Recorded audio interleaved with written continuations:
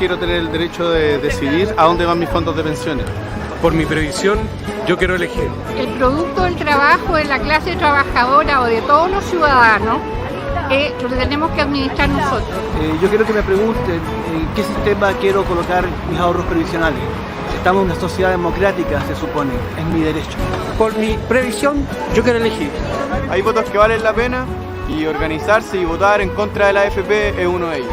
La ciudadanía debería tener la posibilidad de participar en las decisiones que le competen. Por el derecho a decidir, no más AFP. Yo decido, no más AFP. Por mi previsión, yo quiero elegir. Yo decido. En mi calidad de ciudadana, yo decido no más AFP. Yo decido, no más AFP. Yo decido, no quiero más AFP.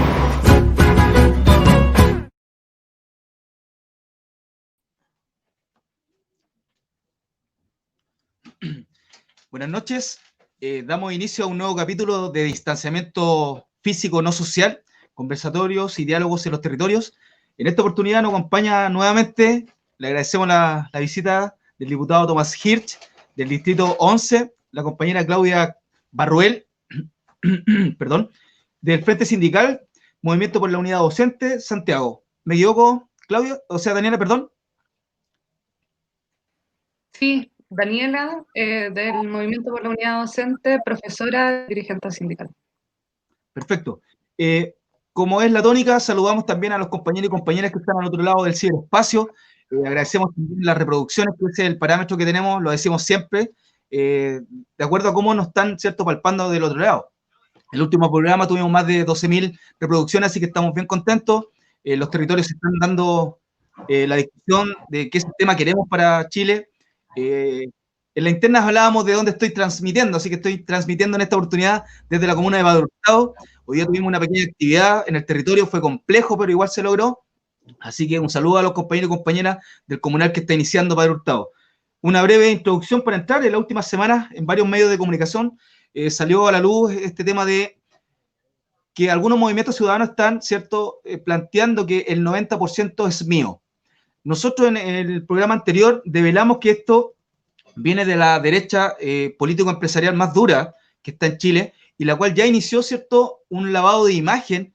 La semana pasada develamos quién está al tanto de esta vocería de este movimiento, Patricio Hurtado, en el cual aún no confirmamos la información, pero sí aparecía que era uno de los gerentes de la TAM, y la TAM es una de las empresas que también está esperando salvataje desde nuestro fondo de pensiones. Lo declaramos la semana pasada, ahondamos en el tema, lo vamos a tirar más adelante. Sí, aclarar que la coordinadora está también en campaña, y lo dijimos claro también en el programa anterior, que ese 90% es nuestro. Nosotros no estamos por la lógica individualista, sino que cambiar este paradigma, ¿cierto?, individual y pasar a uno solidario. Al respecto queremos develar mitos y leyendas a los compañeros, le agradecemos, Daniela también, el compañero Tomás acá presente, el más humanista de los humanistas, hay que decirlo. Hay que agradecer. Y va la pregunta de entrada, ¿cierto?, para ambos, en la cual, ¿cierto?, como coordinadora no más FP también creemos que ese 90% es nuestro. Sí, debemos recalcar lo precario, perdón, del ahorro por parte de los cotizantes en Chile, y esto tiene que ver con un tema de modelo. Muchos programas ya hemos hablado al respecto. Además de la moción de ley previsional que, con ayuda de algunos sectores de oposición, se está iniciando en la Cámara la discusión, y ahí vamos a profundizar en aquello, y va la primera pregunta para ambos. Sí, va a partir la compañera primero. Ok.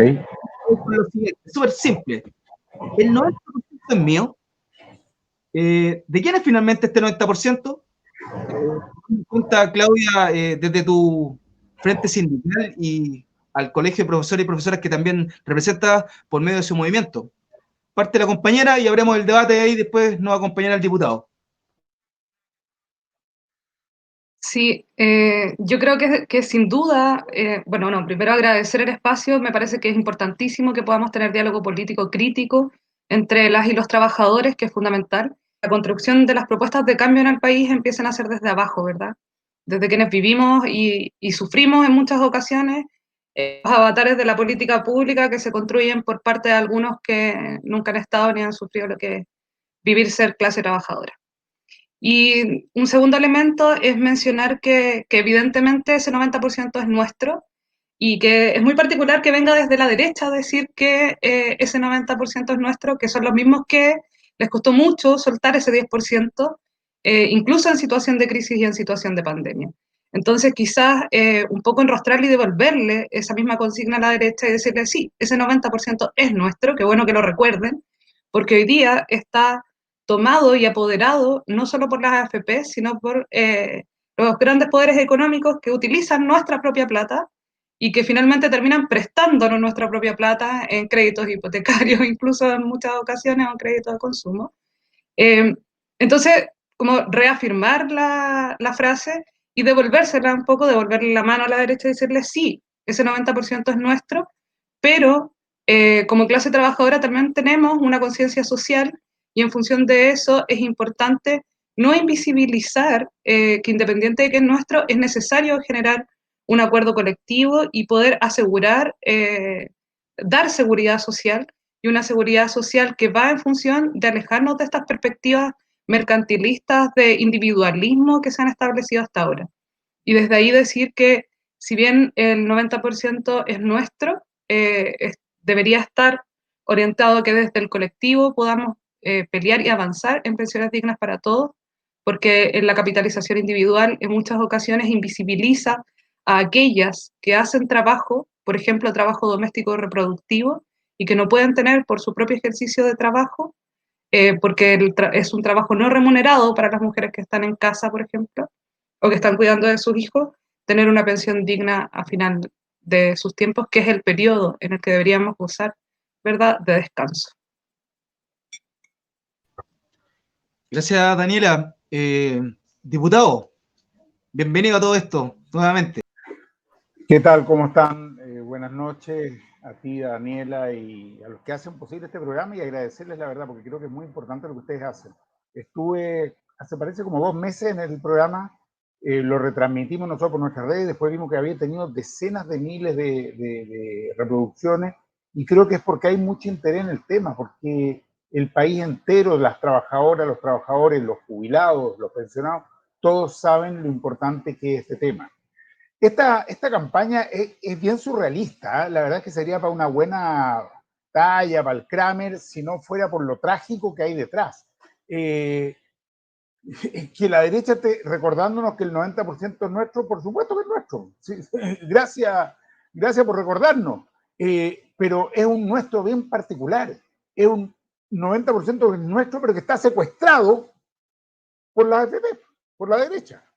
O sea, estos que se llenan la boca, y se la han llenado por 40 años con la propiedad privada, y la propiedad privada es sagrada y es sacrosanta, y es la catedral más intocable que existe, resulta que este 90%, es decir, la plata que le pertenece a las trabajadoras y trabajadores, está secuestrada por las AFP para su propio beneficio, el beneficio de los grandes grupos económicos, de grandes empresarios nacionales y multinacionales, que hacen con esa plata una rentabilidad impresionante, acumulan capital a costa de los trabajadores y las trabajadoras de nuestro país y entregando pensiones absolutamente miserables. Esas platas que están secuestradas por la AFP es la que nosotros decimos que tienen que estar en un sistema completamente distinto. No estamos discutiendo que sean o no sean de los trabajadores. Lo que nosotros y nosotras estamos diciendo es que el sistema de AFP secuestra, roba, utiliza esos dineros en su propio beneficio, que nunca fue el de entregar pensiones dignas, siempre fue el de generar una acumulación de capital en beneficio de esos intereses. No es un sistema de seguridad social. Lo que nosotros estamos planteando, y hemos planteado hace tiempo, y por eso que apoyamos con tanta fuerza No Más AFP, es que hay que crear en Chile un sistema de seguridad social que le garantice a todo hombre, a toda mujer que después de aportarle al país, después de trabajar, después de hacer un esfuerzo por 30 o hasta 40 años, tenga derecho a recibir una pensión justa y digna. El que la plata sea de los aportes de los trabajadores no impide que tengamos una dirección de uso solidaria, tripartita, con aportes del Estado, aportes de los empleadores, aportes también de los trabajadores, que hoy día son los únicos que hacen el esfuerzo. No impide que haya un sistema en que quienes tienen más aporten más, para que en definitiva se generen pensiones adecuadas para todas y para todos. No impide que haya un sistema de pensiones igual para civiles y Fuerzas Armadas y no sean hoy día ellos los privilegiados que tienen una pensión absolutamente millonaria, después que ellos mismos inventaron este sistema y el resto del país, sobre todo los pensionados, se mueran de hambre. Así que no nos van a andar atrapando en nada con su ridículo discurso de que el 90% es nuestro. Nosotros tenemos muy claro y estamos convencidos que hay que utilizar ese 90% de otra manera que beneficie efectivamente a los trabajadores y luego a los pensionados a tener pensiones dignas. Gracias, diputado. Muy certero en el análisis. Nosotros acá no estamos por maquillajes ni reformas a la reforma. Estamos por eliminar el sistema de capitalización individual, el cual, cierto, tiene sumido en pensiones de pobreza a nuestros abuelos actualmente. Y el 21 del 7 de 2020 entra nuevamente a la Cámara con apoyo de algunos senadores de oposición, Carolina Goich, Juan Pablo Letelier y Muñoz, los cuales están planteando de plano unas bases para un acuerdo político y social de la reforma previsional. Le envié algunos documentos ahí, pero revisando el documento que entró a Cámara, no habla nada de frenar, ¿cierto?, la AFP, habla a medias de un sistema mixto, pero no solidario completo, y ya estamos un poco cansados, y de decirlo de forma coloquial, de gatos medios pardos. ¿Estamos o no estamos con el cambio a un nuevo sistema previsional 100% solidario? Que hablando de porcentajes que está en boga, decimos fuerte y claro acá nosotros estamos por un cambio de sistema previsional 100% solidario, tripartito con reserva técnica. El que quiera o la que quiera, ¿cierto?, informarse más en www.nacionalnomaFP, está la propuesta técnica. Esta ha tenido bastante llegada, por eso lo toman senadores y senadoras. Bueno, ahora por la contingencia, diputados se cuadraron, parte de diputados de la derecha también se cuadraron, y al respecto surge la segunda pregunta, que aquí va para usted, diputado. Luego viene la compañera y se abre el debate. ¿Cómo ven este tipo de acuerdos sobre reformas previsionales? Tan simple como eso. Nosotros ya tenemos alguna opinión al respecto, pero para que se abra el debate, diputado. Te lo voy a tratar de responder en simple también.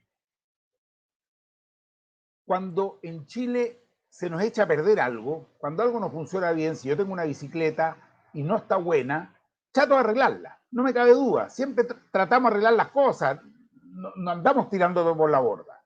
Pero cuando algo ya no funciona, cuando la bicicleta está totalmente destruida, cuando las ruedas, la cadena, el manubrio, el asiento están malos, bueno, no queda otra que cambiarla. Lo mismo pasa en Chile con la Constitución y lo mismo pasa en Chile con el sistema de AFPs. No tienen arreglo, no tienen arreglo. Mira, la Constitución le han maquillado, le han decorado, le pusieron la firma de Ricardo Lago, le cambiaron artículos, pero sigue siendo la Constitución de la dictadura. Sigue siendo una Constitución profundamente antidemocrática. Sigue siendo una Constitución generada sin ninguna participación. Y perdona que me vaya al tema de la Constitución, pero es que sirve para entender cuando tú necesitas cambiar de raíz algo. Entonces, con la AFP, sucede que no es un sistema de pensiones, no tiene arreglo, se le podrá meter mano por acá, mano por allá. Entonces uno puede, voy a suponer por ahora de buena fe de los senadores y las senadoras de decir, ¿no es cierto?, hagámonos gestores, hagamos una cosa así, pongámosle el 6% por allá, movamos esto acá, que haya una AFP estatal, que se controle, ¿no es cierto?, las comisiones. No. Si tú no puedes hoy día pretender resolver esto arreglándola, pegándole un parche curita, amarrándole una pitilla, esa cuestión ya no funciona. Tú necesitas hoy día crear un sistema de seguridad social y barrer con José Piñera y compañía y su ridículo Mercedes-Benz.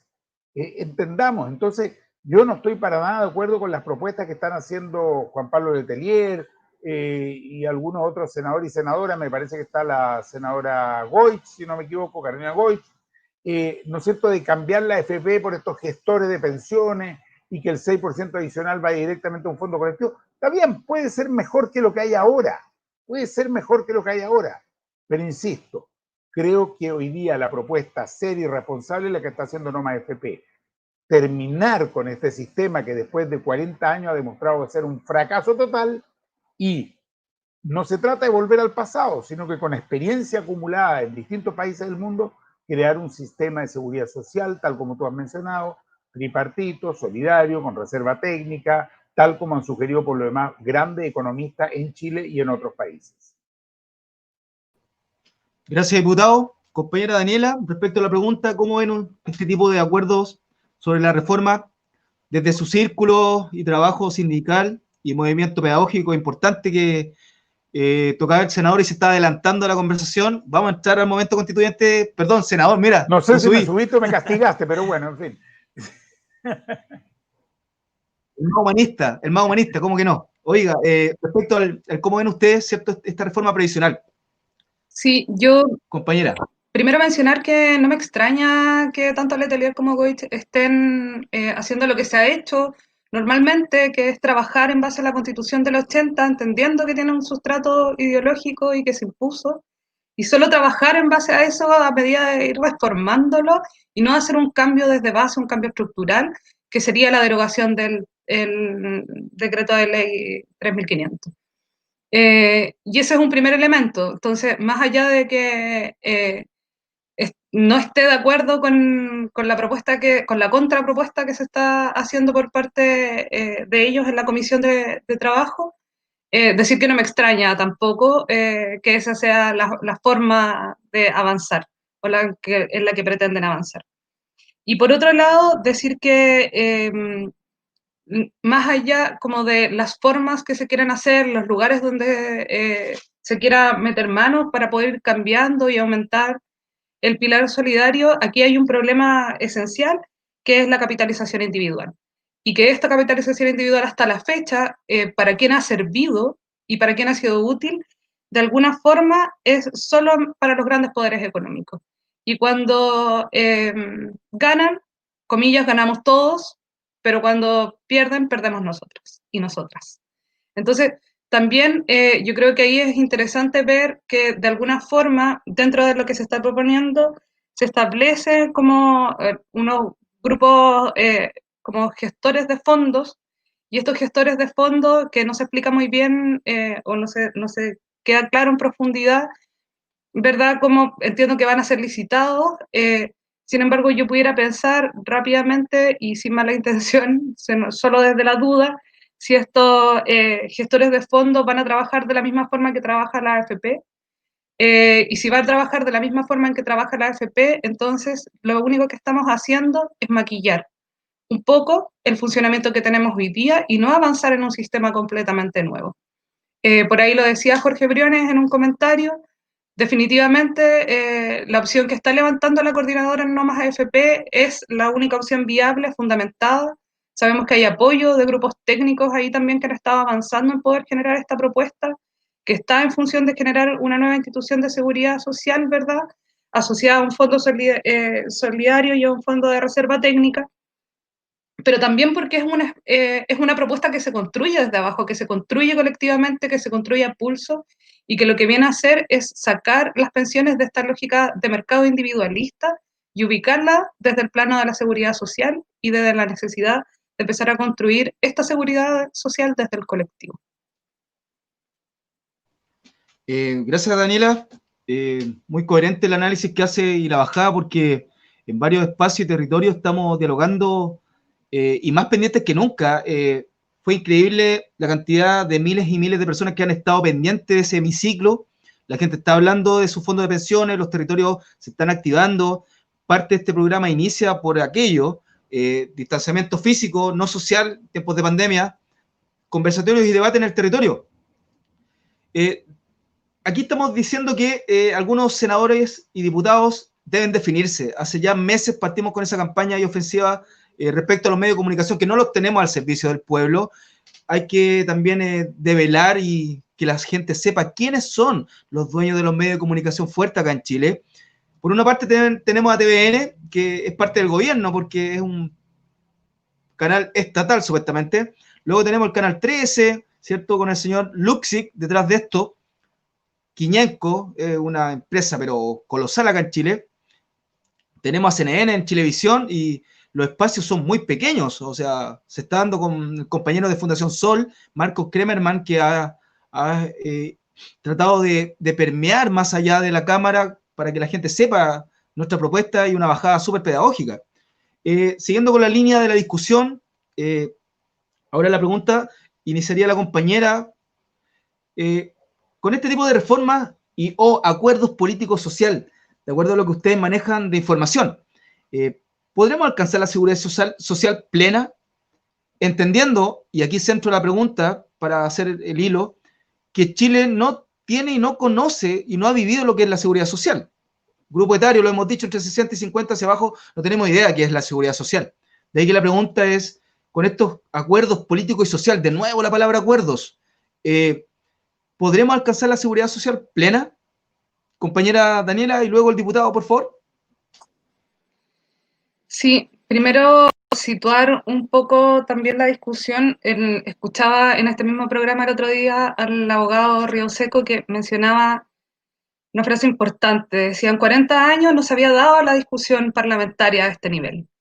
En que tenemos una propuesta por parte del gobierno, ¿verdad? Una contrapropuesta, que es la que estábamos comentando, de Goich y Letelier, y tenemos también por parte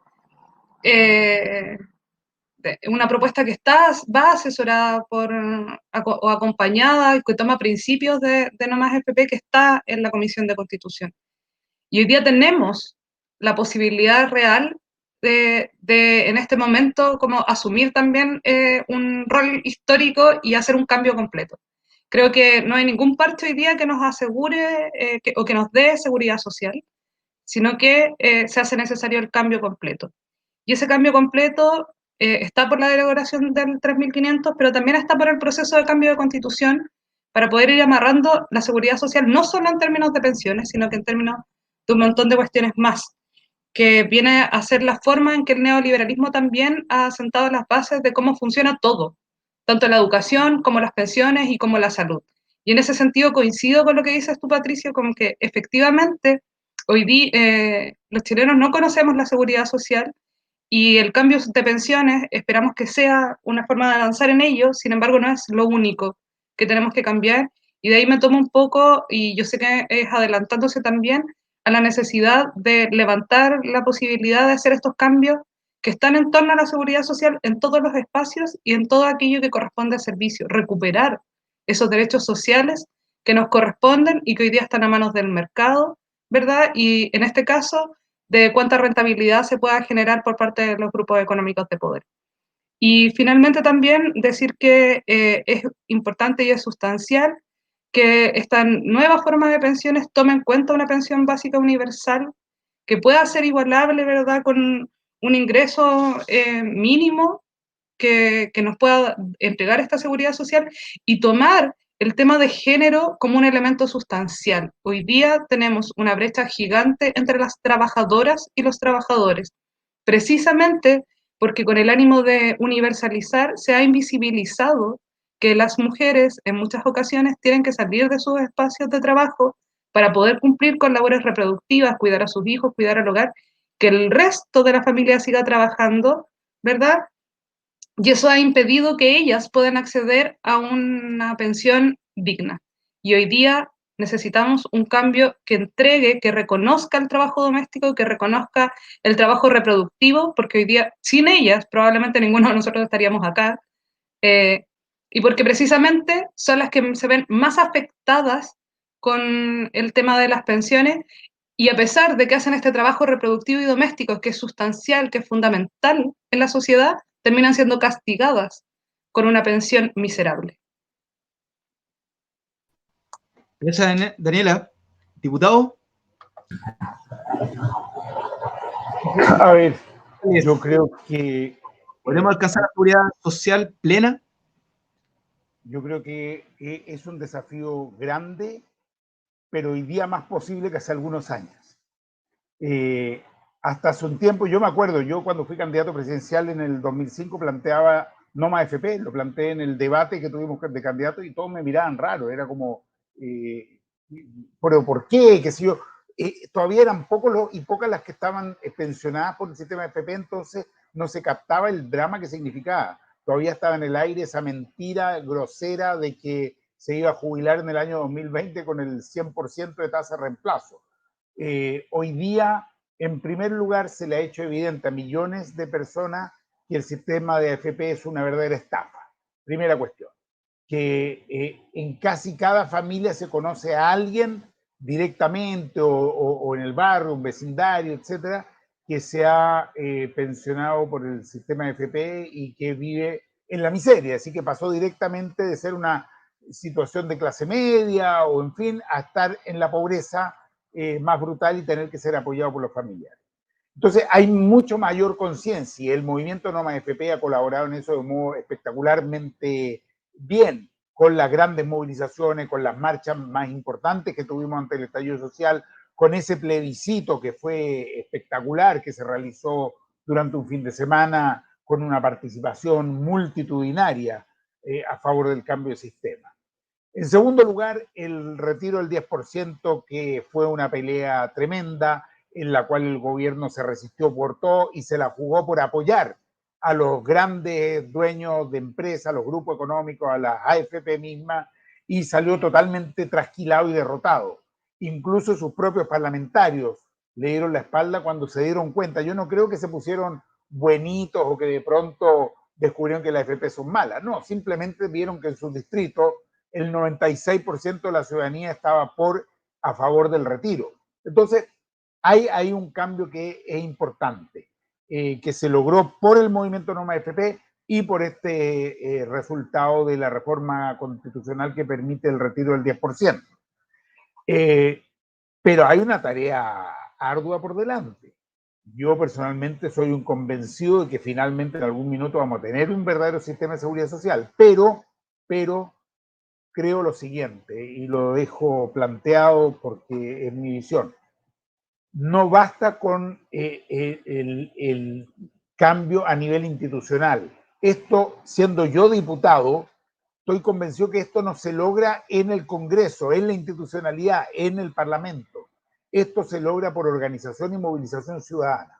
Si tú revisas, todos los cambios relevantes en la historia del ser humano han sido fruto de la organización y la movilización ciudadana. No hay otra, no hay otra. Toma lo que quiera, el fin de la esclavitud, las 8 horas, el voto femenino, pero el tema que tú quieras. Y vas a ver que siempre fue por la organización y la movilización que la institucionalidad tuvo que terminar respondiendo a esa demanda popular. Entonces, hoy día me parece que es fundamental mantener en alto esa movilización.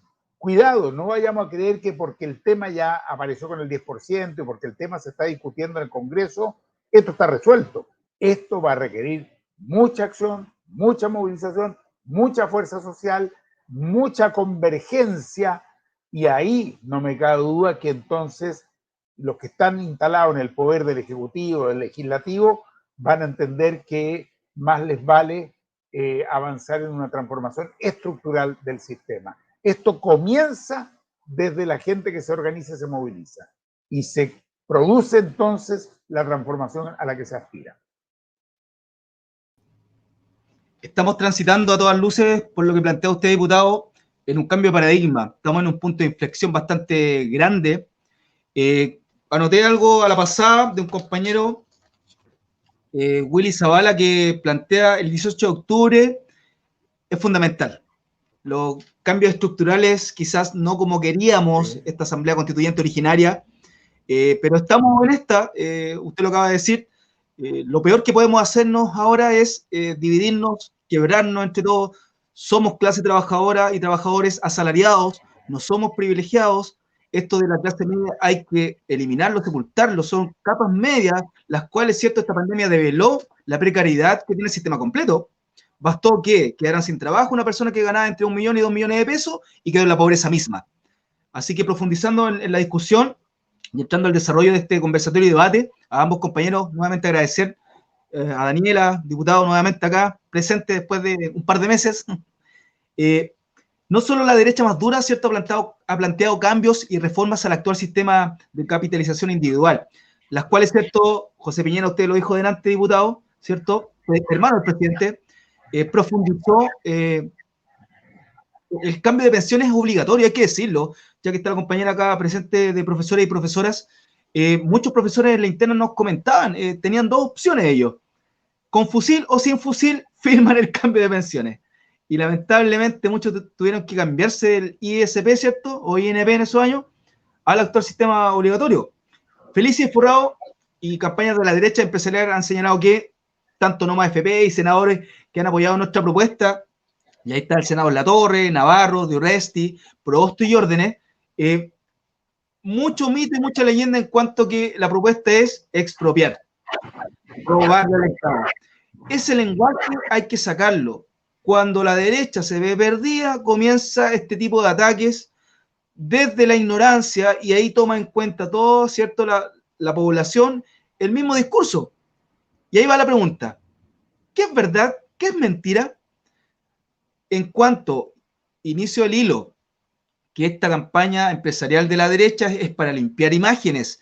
Los que estuvimos pendientes y hemos estado pendientes, el Fernando Larraín, representante de las AFP, paseándose por todos los canales de televisión, con el senador, perdón, con el alcalde de Las Condes, en los cuales están colocando puntos de atención para dilucidar el problema del 10%.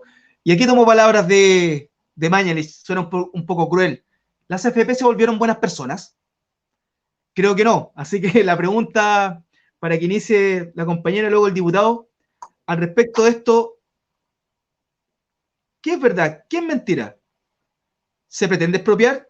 ¿Cuáles son las discusiones en tu círculo, Daniela, tanto de profesores como el Frente Sindical? Y después, bueno, responde el diputado. ¿Qué es verdad? ¿Qué es mentira? ¿Cuál es su discusión ahí a la interna? Daniela, por favor. Sí, primero decir que me hace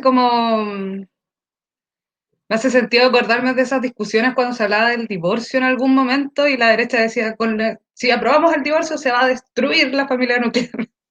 Como, no sé, una especie de campaña del terror, por decirlo de alguna forma, empezar a levantar discursos que están en función como de oscurecer o de teñir de alguna forma las propuestas que están en la línea de la seguridad social. Y que están en la línea también de recuperar la capitalización que hemos hecho hasta ahora y que debería ser puesta a disposición de esa seguridad social y no solo como de la utilización de grupos económicos, ¿verdad?, para generar rentabilidad que los beneficia más a ellos que a nosotros.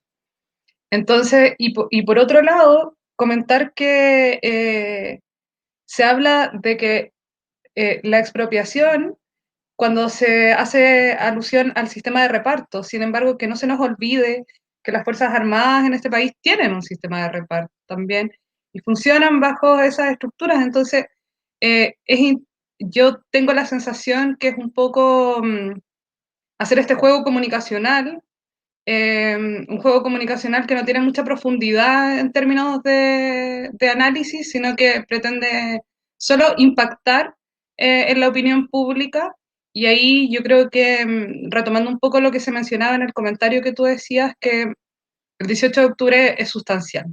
Y creo que hoy día hacer el llamado a tener una visión crítica permanente de este tipo de salidas comunicacionales, también entendiendo cómo que también lo mencionabas, pero cómo los medios de comunicación son una gran fuerza que hasta el momento han estado en disposición, ¿verdad?, de darle tribuna a este tipo de personas y también hacer el llamado que si fue la misma movilización, fue la misma coordinadora y fue la misma organización de la clase trabajadora la que puso hoy día sobre la mesa la discusión, es la misma clase trabajadora la que haciendo colectivamente esta propuesta, lo último que va a querer hacer es perjudicar a las y los trabajadores, que son los que deberían recibir los beneficios de su propio esfuerzo. Gracias, Daniela. Diputado, al respecto de mitos y leyendas y sofismas. La verdad es que...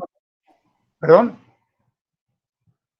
¿Qué es verdad? ¿Qué es mentira?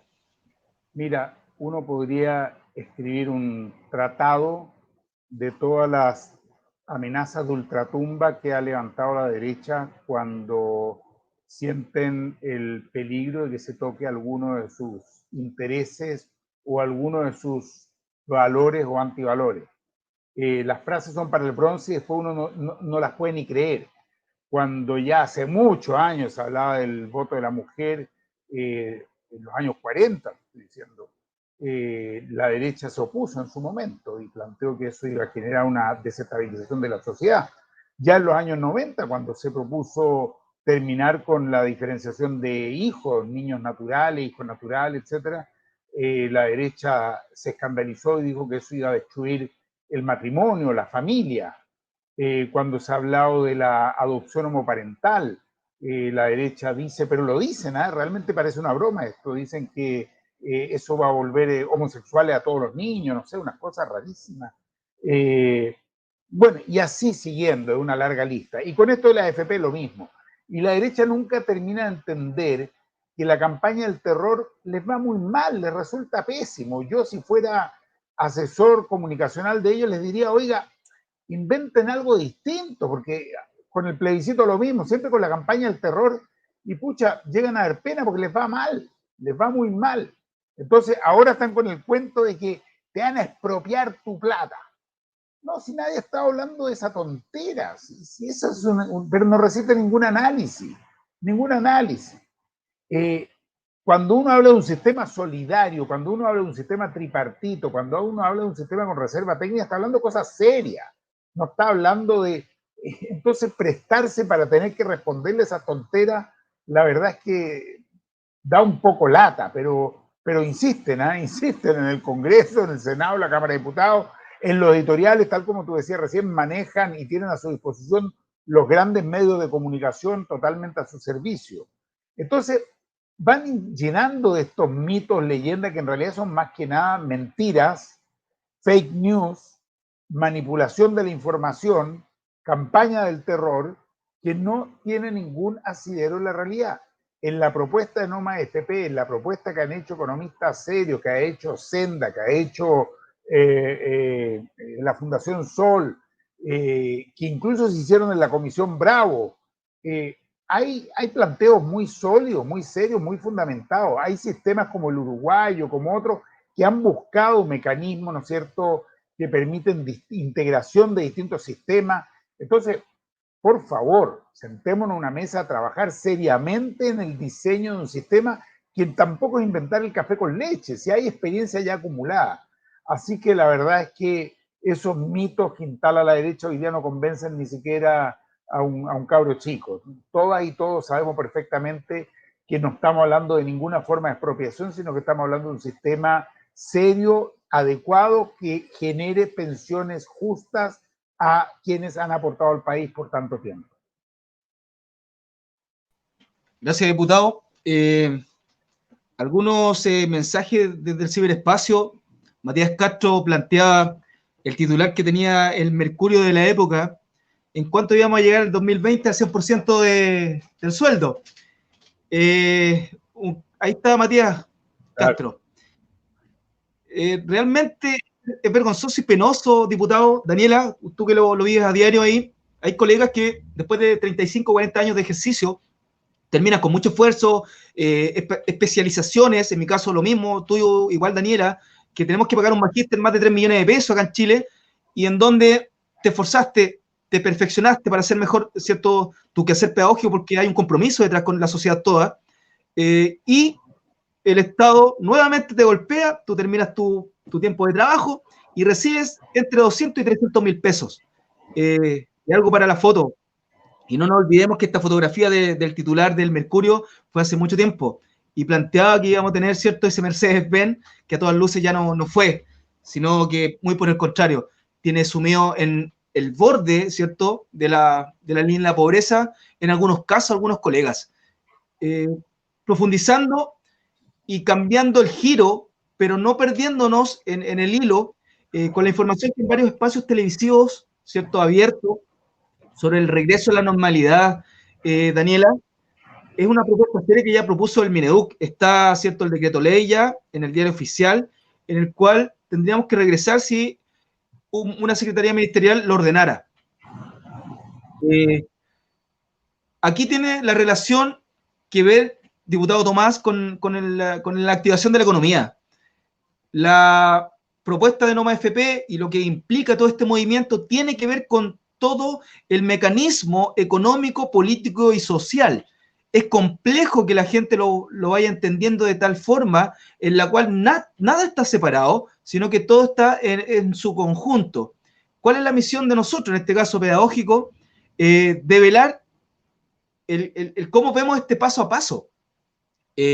Ya muchas personas lo han dicho en varios círculos de apoderados que ya no van a volver a clases. Algunas comunas ya dijeron también lo mismo. Así que la discusión comienza y parte la pregunta: ¿cómo ven ustedes este plan paso a paso que se implementa, o sea, ya se está implementando por parte del gobierno?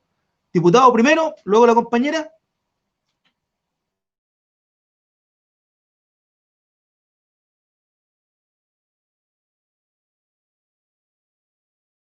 No puedo, disculpa, no podía sacar para tener audio. Que no hay problema, diputado. Mira, lamentablemente hemos visto un gobierno que ha tenido una muy mala respuesta a la pandemia de salud y a la pandemia social, que además la ha acrecentado y la ha llevado a niveles de tener a millones de familias desesperadas, y que si no fuera por el posible retiro ahora del 10%, estarían directamente pasando hambre, como lo han pasado. Por algo hay 1.400 ollas comunes que tenemos nosotros ya registradas en todo el país, porque la gente afortunadamente es solidaria. Pero el gobierno ha sido un desastre, ha sido un desastre. Uno puede ver desde el comienzo cómo las señales que dieron y el desconocimiento absoluto de la realidad les hizo tomar decisiones profundamente dañinas y erradas. Con un ministro que no sabía que habían tantos pobres, que había hacinamiento, que creía que podía el virus ponerse buenito, con un ministro de Educación que desde el comienzo ya quería que se volviera a clase, ojo, el 27 de abril, cuando en esa semana estaba prevista el pic de la pandemia, que después se movió algunas semanas, que quería que los empleados públicos volvieran a trabajar cuando resulta que estaban haciendo un esfuerzo enorme de protección y de cuidado de sus familias y de los usuarios, y al mismo tiempo estaban cumpliendo con sus tareas. Un gobierno que ha priorizado y privilegiado el factor económico, comercial, por sobre los derechos, las necesidades y la protección de las familias. Entonces, uno tiene derecho hoy día a mirar con un ojo de sospecha. Y cuando uno ve que el gobierno empieza a liberar ciertas comunas, pero otras no, y hay un argumento para que esta sí, esta no, aunque tengan criterios similares, uno dice, ¿no será que acá hay otras cosas que están operando? ¿No será que no quieren levantar en Santiago porque está la Plaza de la Dignidad y entonces la gente puede volver a manifestarse? ¿No será que Las Condes la liberan rápidamente porque están las casas matrices de las grandes corporaciones mineras, financieras, etcétera, los grandes grupos de abogados? ¿No será que dejan postergada otras comunas porque resulta que ahí hay pobreza y la productividad es menor de acuerdo a los criterios tan brutales que tienen ellos? La verdad es que uno a estas alturas tiene derecho a tener serias dudas. Evidentemente, lo prioritario es la protección de la salud de las familias. Ese es el tema fundamental. Y garantizarle a cada familia que tenga los elementos necesarios para alimentarse, para darle salud a su gente, para darle abrigo, estamos todavía en invierno. Eso me parece que es lo prioritario, lo fundamental. Y para eso el gobierno tiene que entregar las ayudas que sabemos que ha sido por goteo, con letra chica, con torpezas y errores.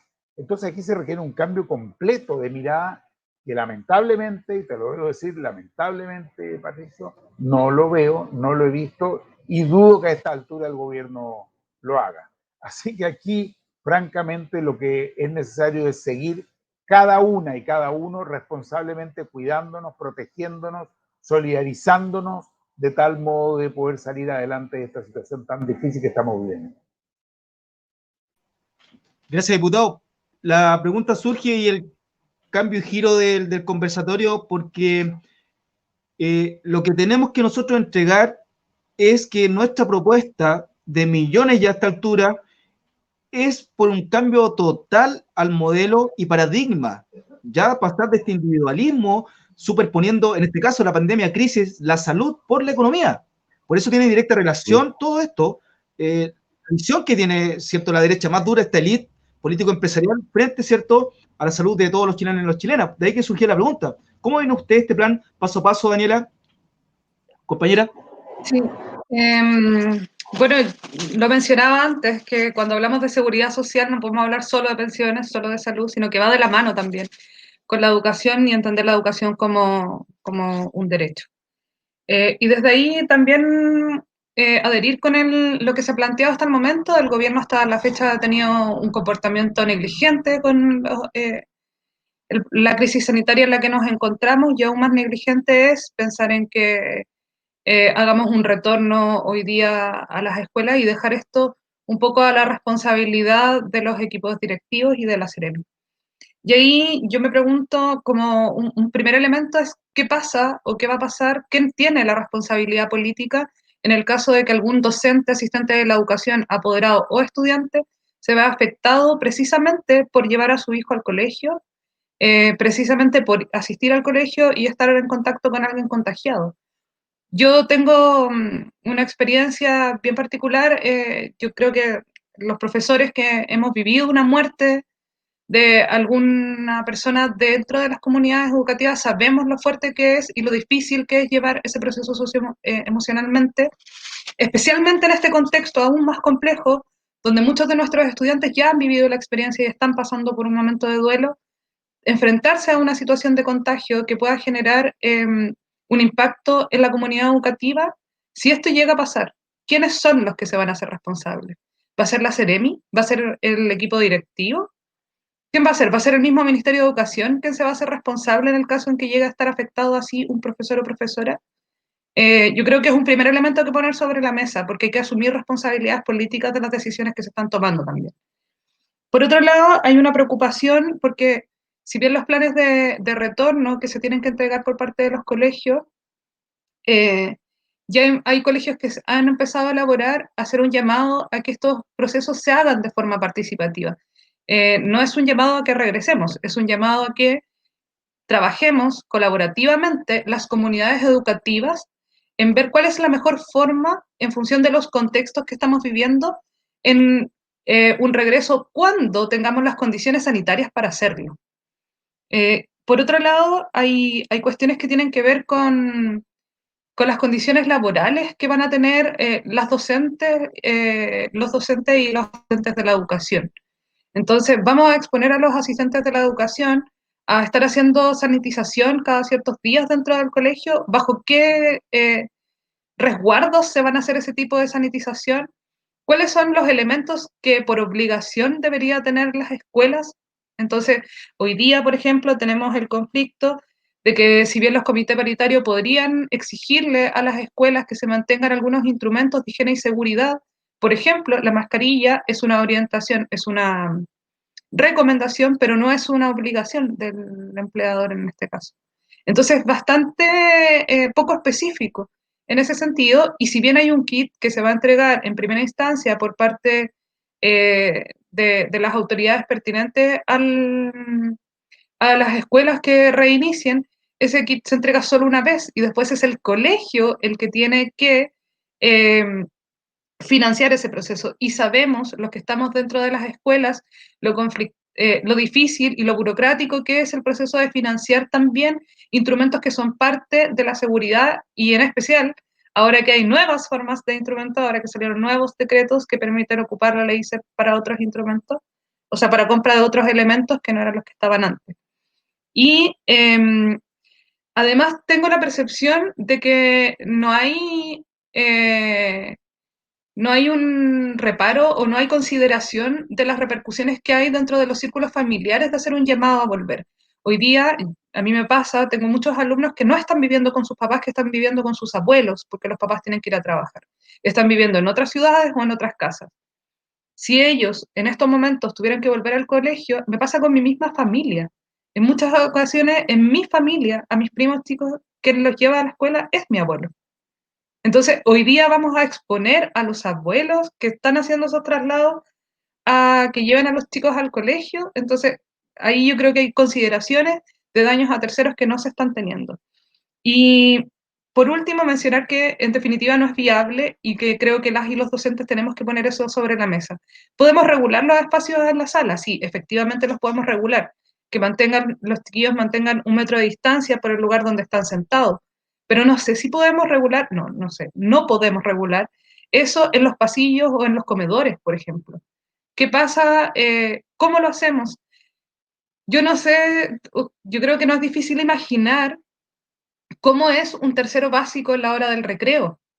Los chiquillos languetean un dulce y se lo pasan al otro, eso es parte. Hay un montón de cuestiones que tienen que ver con cultura hoy día, que está cambiando, que tiene que ver con la cultura del cuidado, la seguridad y la higiene, que está cambiando y eso va a ser un proceso lento, es un proceso donde los educadores tenemos que ser así, tenemos que cumplir una gran labor y existe una disposición ética por parte de los docentes, es evidente, los veo trabajando todos los días, hasta los fines de semana para poder atención a los alumnos.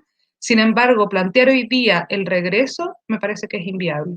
Y por último, también mencionar aquellas cosas que tienen que ver con las experiencias en el extranjero, donde ya hay espacios en los que se ha mencionado la necesidad, el error que fue hacer un regreso de forma precipitada.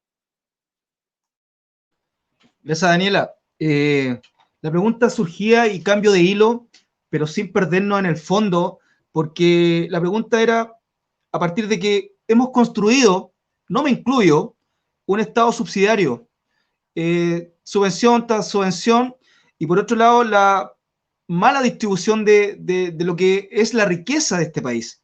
Hay una falta de equidad enorme, o sea, no se entiende que Chile esté en la OCDE, pero con sueldos del Congo.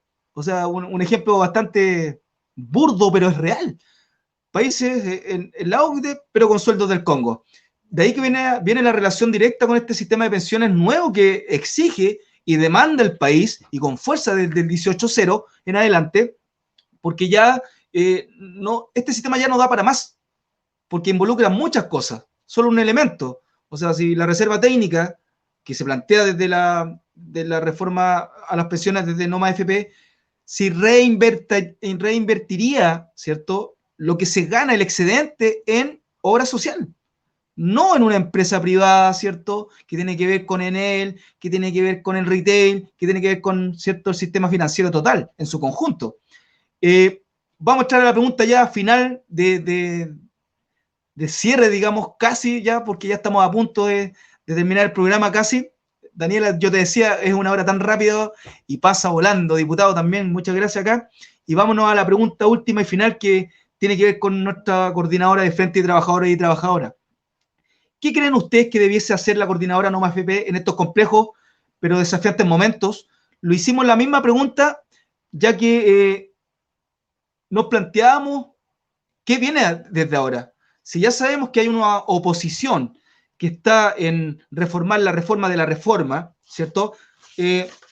Algunos datos que planteaban era acá que cambiar el piso, ¿cierto?, de sistema de capitalización individual por el APB en el 2008, después viene, ¿cierto?, en el 80, más atrás, el plantear esta reforma, ¿cierto?, de plano y fuerte a los trabajadores y trabajadoras, y el sistema de pensiones solidario.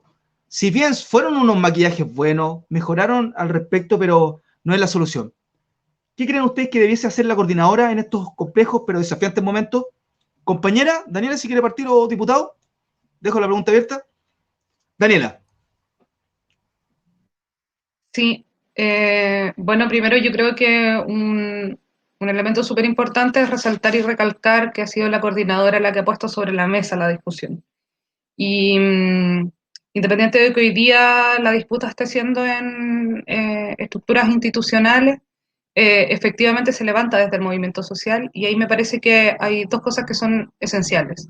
Una, entender que lo que se inició en el 18 de octubre no ha terminado. Estamos en un proceso de confinamiento y hemos, creo que como trabajadores y como pobladores, incluso los estudiantes que normalmente son un poco más combativos, han mantenido el respeto que significa eso en función de que el cuidado, de la importancia del cuidado entre nosotros mismos.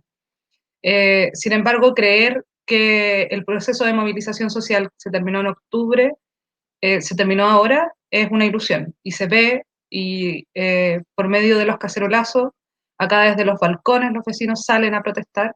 Me parece que mantener vivo el movimiento social es lo que nos va a permitir avanzar en correr un poco el cerco para poder avanzar en la recuperación de los derechos sociales.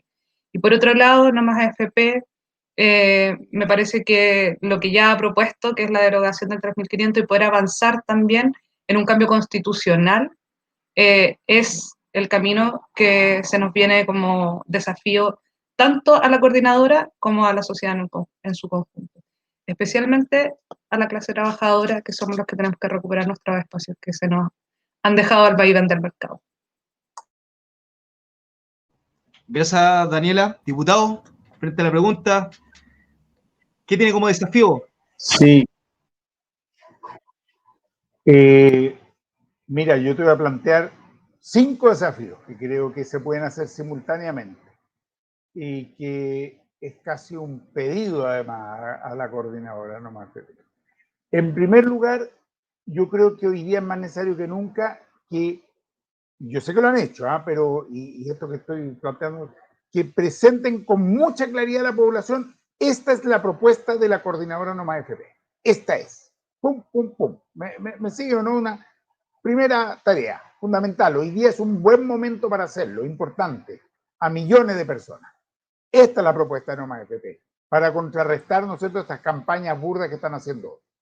Segunda cuestión, creo que es un momento importante para que algunos de la coordinadora dialoguen con diputadas, diputados, senadores, senadoras, con la claridad respecto de por qué no basta con una reforma al sistema actual, sino que es necesario la construcción de un sistema nuevo. 2. 3. Participar del plebiscito con fuerza, levantando el tema. No me quiero extender más ahora, pero está claro lo que estamos hablando. 4. Yo creo que tienen que presentar candidata a la constituyente, que tengan como tema esencial, bueno, todo lo que es la nueva constitución, pero abogar con fuerza por un sistema de seguridad social. Creo que es un gran aporte si desde No Más AFP hay candidata o candidato a la constituyente. 4.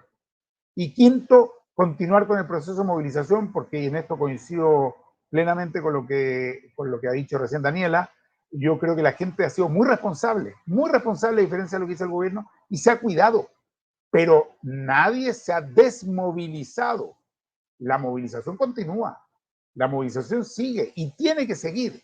Así es que yo diría propuesta, diálogo, plebiscito, constituyentes y movilización. Creo que son 5 elementos fundamentales, puede sonar a mucho, pero seguro que hay posibilidades de que entre todos avancemos en estos 5 elementos para poder, en definitiva, tener un sistema de seguridad social.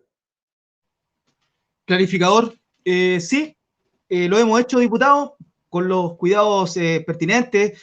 Aquí nombramos, ¿cierto?, a los frentes territoriales tanto de San Bernardo, Cordillera, Puente Alto. Son organizaciones que están en la calle, desplegados. Así es. Hacemos el trabajo de base, de ahí que surge este conversatorio y debate, ¿cierto?, en los territorios, distanciamiento físico, no social, por la contingencia, pero es importante activar estos medios al servicio del pueblo. No tenemos los medios de televisión abierta para aquello, así que presentar esta reforma con claridad.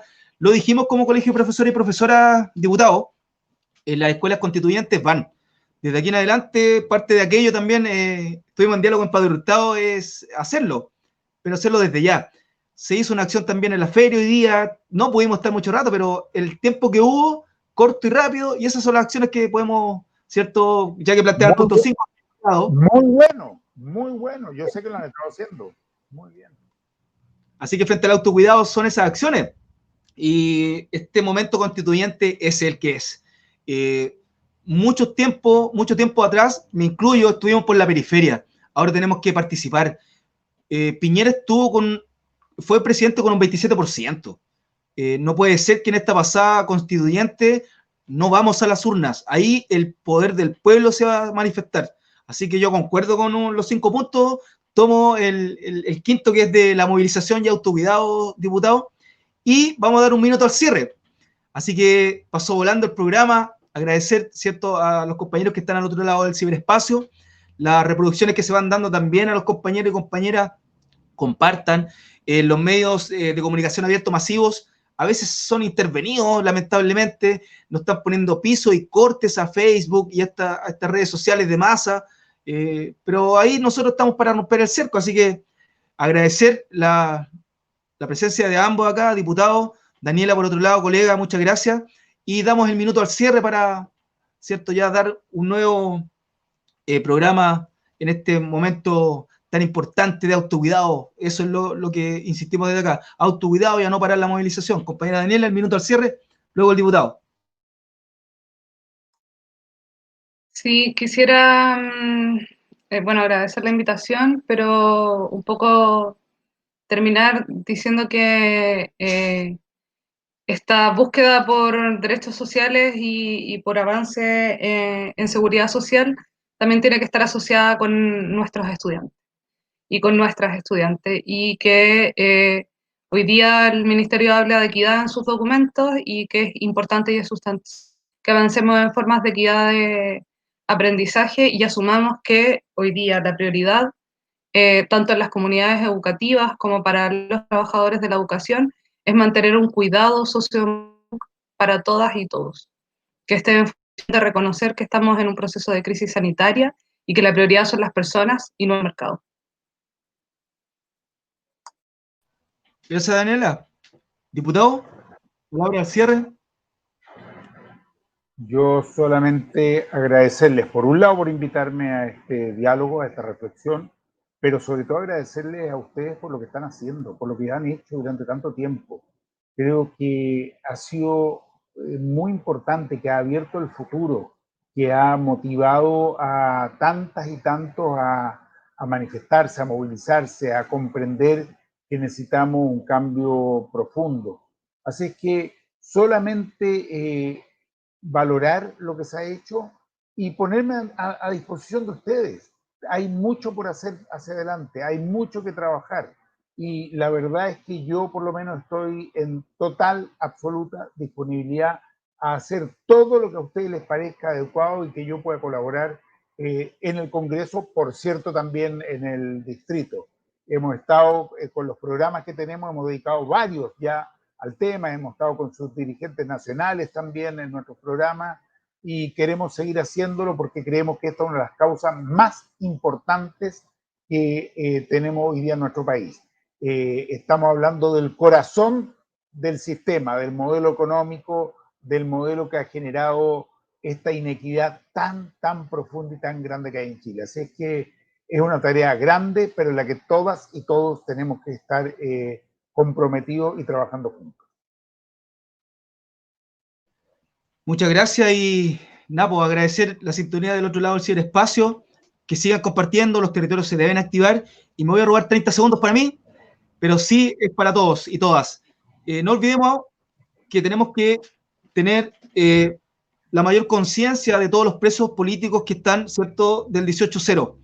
También lo decimos nuevamente, solidarizamos con los compañeros y compañeras, ¿cierto?, que están en huelga en el Gualmapu, más de 90 días, pésima decisión por parte del Ministerio del Interior en su oportunidad, no vamos a ahondar en este momento. Sí, pedimos la libertad ahora del Machi Celestino Córdoba. Está en una situación precaria, así que todo el Nehuen para el compañero, y por favor no nos olvidemos los compañeros y compañeras del 18-0 que están aún detenidos y son presos políticos. No como dice el ministro del Interior, Víctor Pérez, sí son presos políticos. En Chile hay presos políticos. Así que arriba las y los que luchan. Por mi parte, saludos y buenas noches.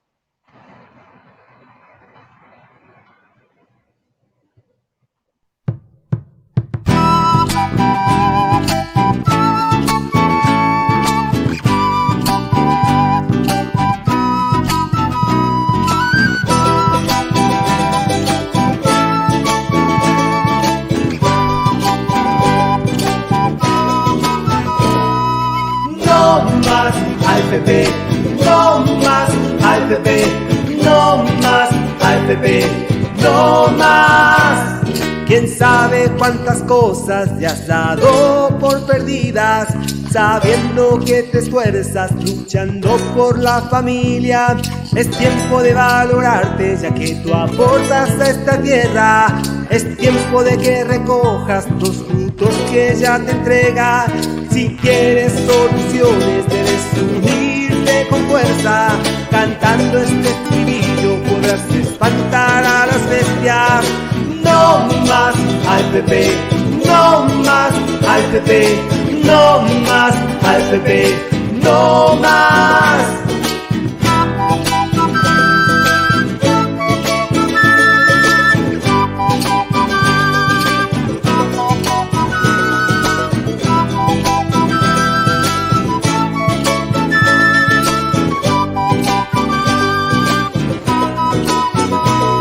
No basta con estar quieto y dejar que todo lo resuelvan un grupo de senadores que legislan para empresas. Si quieres soluciones tienes que unirte con fuerza. Cantando este estribillo podrás espantar a las bestias. No más al PP, no más al PP, no más al PP, no más. No más al PP, no más al PP, no más al PP, no más.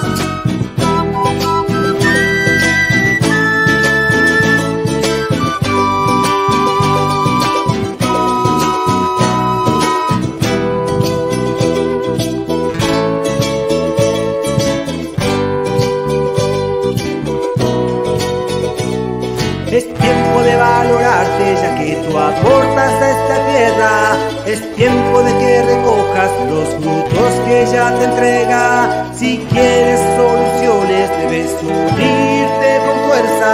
Cantando este estribillo podrás espantar a las bestias. No más al PP, no más al PP, no más al PP, no más. No más al PP, no más al PP, no más al PP, no más.